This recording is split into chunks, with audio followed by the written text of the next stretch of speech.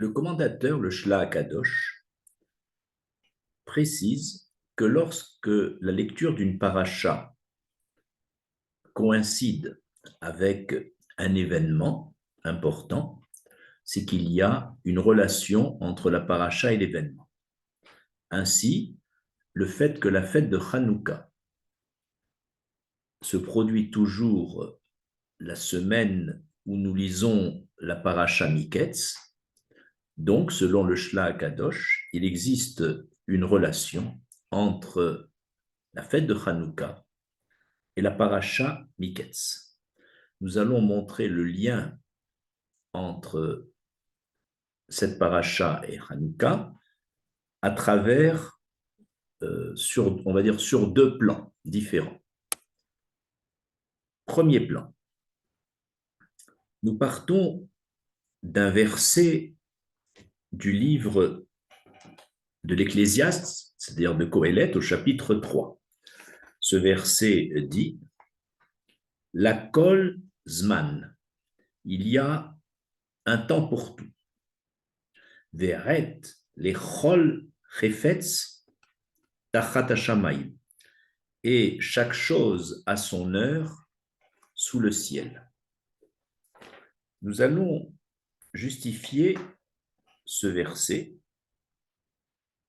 Commençons par Hanouka. Le mot Hanouka signifie inauguration. Nous savons que lorsque Moshe Rabbeinu est descendu avec les secondes tables de la loi, le jour de Yom Kippour, au lendemain, il a donné l'ordre de construire, de préparer les matériaux et de construire le Mishkan, le sanctuaire, qui devait fonctionner dans le désert pendant 40 ans. Et ce Mishkan a été terminé le 25 Kislev, Chaf et Kislev. Ce jour-là, donc, il aurait dû être inauguré. Cependant, l'Éternel a voulu différer cette inauguration et il l'a reporté au 1er Nissan, c'est-à-dire environ un peu plus de 3 mois après. Pour quelle raison? Afin d'honorer Yitzhak, qui a été le premier holocauste humain. Bon, il n'a pas été immolé finalement, comme on le sait, mais pour honorer Yitzhak, d'avoir accepté d'être immolé en l'honneur de Dieu, et comme le Beth Amikdash était l'endroit où devaient se passer les sacrifices, donc en l'honneur d'Yitzhak, l'Éternel a différé au 1er Nissan. Cependant, ce jour du 25 Kislev, qui aurait dû être un jour d'inauguration, a perdu ce pouvoir. Alors l'Éternel a décidé que ce jour de 25 Kislev va être différé dans le temps, et un certain 25 Kislev, plus d'un millénaire après, va être un jour d'inauguration. En effet, lorsque les Hashmonaïm ont pris les armes contre les Grecs et ils les ont vaincus miraculeusement et qu'ils ont repris le temple, le second temple, et la réinauguration s'est faite un 25 Kislev. Ainsi, on voit que ce 25 Kislev de l'époque de Moshe Rabbeinu, qui avait perdu son pouvoir d'être un jour d'inauguration, n'a pas été perdu. Il a été différé, certes, plus de 1000 années après, mais l'Éternel a tenu sa promesse. Autrement dit, on voit ici que chaque chose a son heure et qu'il y a un temps pour chaque chose. Nous allons montrer que cette idée se retrouve dans la paracha Miketz, pour faire le lien entre Miketz et Hanouka. En effet, c'est dans cette paracha Miketz que on nous relate l'accession de Yosef à la royauté, comme la paracha le décrit.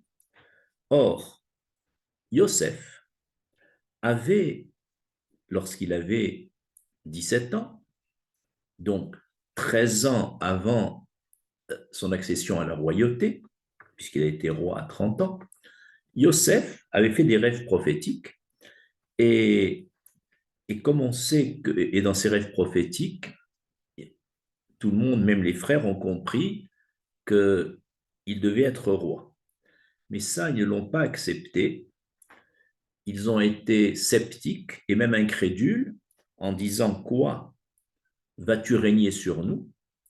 Quoi vas-tu nous dominer? Et c'est ce scepticisme et cette incrédulité qui a retardé la réalisation des rêves de Yosef. Si les frères avaient, dit le Zohar, si les frères avaient accepté de bon cœur immédiatement ces rêves prophétiques et accepté qu'il soit roi, alors ces rêves se seraient réalisés dans l'année même. L'Éternel a mis l'ambassadeur dans le monde pour réaliser ses projets. Mais c'est l'incrédulité des frères qui a retardé ce projet de 13 ans. Mais il a quand même eu lieu, ce fameux Rosh Hashanah, où le pharaon le fait sortir brusquement de sa prison et lui fait interpréter les rêves et le nomme roi d'Égypte. Donc on voit le parallèle entre Hanouka et la paracha Miketz. Dans les deux, il s'agit d'une date qui a été différée, mais qui, si on sait être patient, s'est quand même réalisée. Nous allons donner deux autres exemples pour illustrer le verset de Qohélet qu'on a lu au début de ce cours. C'est l'exemple de Rachel et Léa. Nous savons que Yarakov devait épouser initialement Rachel. Bon, et finalement, Léa s'est substituée sous le dénuptial et Yarakov l'a épousée malgré lui. Il a épousé Léa. Puis, une semaine après, il a quand même eu Rachel.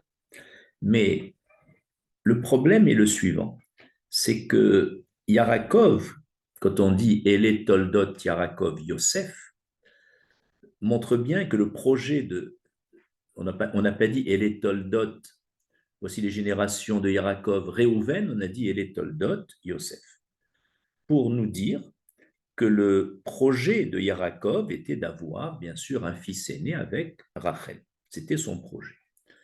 Mais vu les circonstances, c'est finalement Léa qui a eu l'aîné, puisqu'elle s'est mariée avant Rachel. Grâce à ses prières, elle a devancé Rachel. Et c'est Réhouven, donc, qui a été l'aîné. Cependant, par la suite, donc Yosef a perdu son droit d'aînesse, étant donné que sa maman s'est mariée plus tard et en plus, elle a eu du retard à avoir des enfants. Cependant, Yarakov Avinu, au moment du décès de Rachel, a été déshonoré par Réhouven qui avait déplacé sa couche pour montrer sa désapprobation du fait que son père continuait à cohabiter avec la servante de Rachel, avec Bilha. Et de ce fait, Réhouven, par cette attitude, a perdu, entre autres, son droit d'aînesse.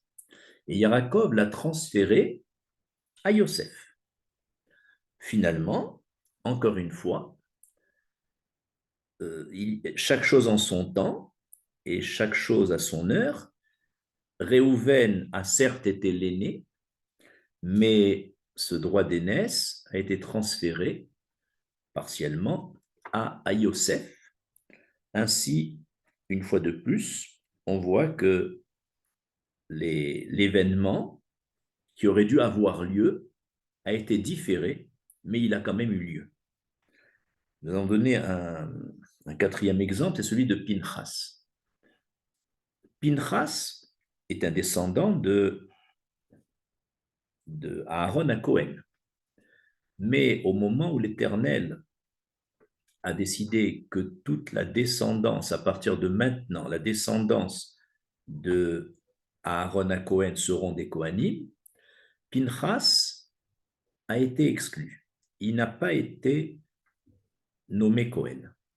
Ce n'est que 40 ans plus tard, à la fin du séjour dans le désert, au moment où Pinchas vient venger la vengeance de l'Éternel en, en tuant Zimri et la princesse midianite qui cohabitait avec lui, ce n'est qu'à ce moment-là que Pinchas a gagné ses galons de Cohen.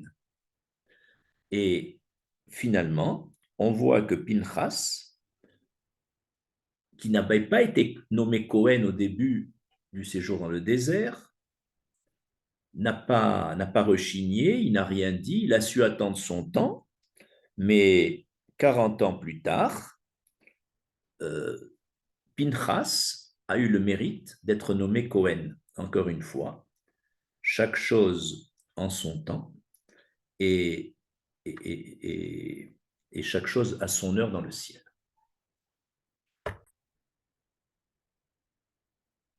Le deuxième lien entre Hanouka et la royauté de Yosef en Égypte est le suivant. Le combat des Grecs à l'époque de Hanouka contre le peuple d'Israël était en fait un combat contre le modèle Yosef. Yosef qui a su à la fois être roi d'Égypte tout en gardant sa sagesse et en reliant tout ça à l'Éternel. En effet, à cette époque, les Grecs étaient au summum de la science, au summum de la philosophie.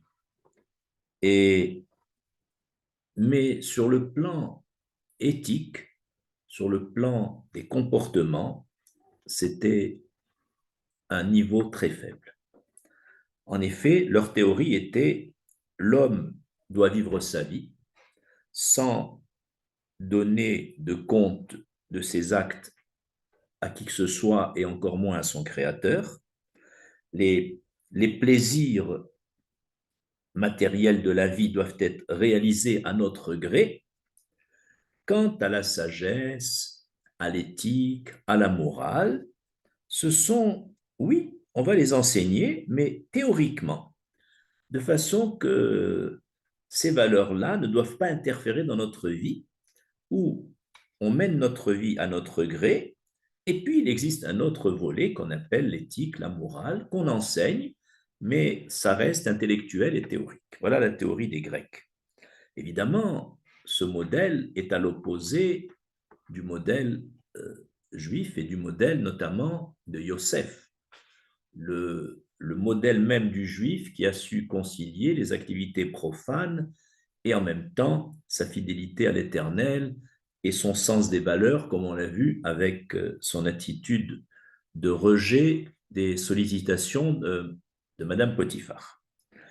Et donc, en fait, le combat contre les Juifs mené par les Grecs à cette époque, en voulant leur empêcher de faire les principales mitzvot, Rosh Chodesh, la Mila, le Shabbat, qui les distinguaient des Grecs, et en leur demandant même de ne jamais prononcer dans leur bouche le nom de Dieu, contrairement à Yosef, qui prononçait le nom de Dieu et reliait sa sagesse à Dieu, comme il l'a fait devant le ministre Potiphar et comme il l'a fait devant le Pharaon. On voit plusieurs fois dans la Torah, dans ses discussions avec Pharaon, le mot Elohim, Elohim. Ainsi, le modèle grec était vraiment à l'opposé du modèle de Yosef, d'autant plus que Yosef avait su se faire respecter et par les dirigeants non juifs de l'époque, le pharaon, toute la cour royale, et également par le peuple lui-même. Autrement dit, cela dérangeait énormément les Grecs dans leur façon de se comporter. maintenant qu'on a vu ça, on va se poser la question, qui a, euh, pour faire le parallèle avec la royauté de Yosef, qui va mener le combat contre les Grecs? Il y a un principe, c'est toujours ceux qui sont le plus, le plus, les plus proches de ce combat qui doivent le mener. C'est-à-dire, d'une part, on sait que la Torah, la Torah est, d'après la paracha Zot Aberacha, la dernière paracha du Sefer Devarim, on sait que c'est à propos de Lévi que Moshe a fait la bénédiction. Il a dit Yoru mishpatecha le Yarakov. Les Lévi'im enseigneront les lois à Yarakov, Vetoratecha le Israël. Et ta doctrine, donc Dieu, ce sont les Lévites qui vont enseigner tes lois à Yarakov et ta doctrine, c'est-à-dire ta Torah, à Israël. Donc on voit que le fait que les Grecs voulaient nous détourner de la Torah, c'est normal que ce soit les Lévi'im qui doivent mener le combat contre les Grecs. Mais de plus, étant donné que le modèle grec est à l'opposé de Yosef et qu'en fait les Grecs voulaient effacer ce modèle de Yosef qui avait fait beaucoup d'émules, alors il faut également que ce soit un descendant de Yosef qui mène ce combat. Et le défendant de Yosef, qui est à la fois de la famille de Lévi à l'origine, n'est autre que Pinchas, puisque Pinchas descend de Aaron à Cohen, qui est un Lévi à l'origine, et Yosef descend, donc de par son père, Pinchas descend d'Aaron à Cohen, Lévi, et de sa mère, il descend de Yosef. Donc, ici, on comprend que ce sont les Kohanim de l'époque du deuxième temple qui sont à la fois descendants de Lévi et à la fois descendants de Yosef à travers Pinchas. Et c'est pour ça que ce sont eux qui ont mené le combat, les Hashmonaïm, contre les Grecs, en tant que descendants de Yosef et de Lévi. Et c'était normal donc que ce combat contre les Grecs soit fait par les principaux intéressés, des descendants de Yosef et des descendants de Lévi, dont le rôle est d'enseigner la Torah. Maintenant que nous avons vu cela, nous allons donc comprendre pourquoi Dieu avait différé la Keuna, le titre de Cohen, de Pinchas. Pourquoi Dieu a différé de 40 ans ce titre?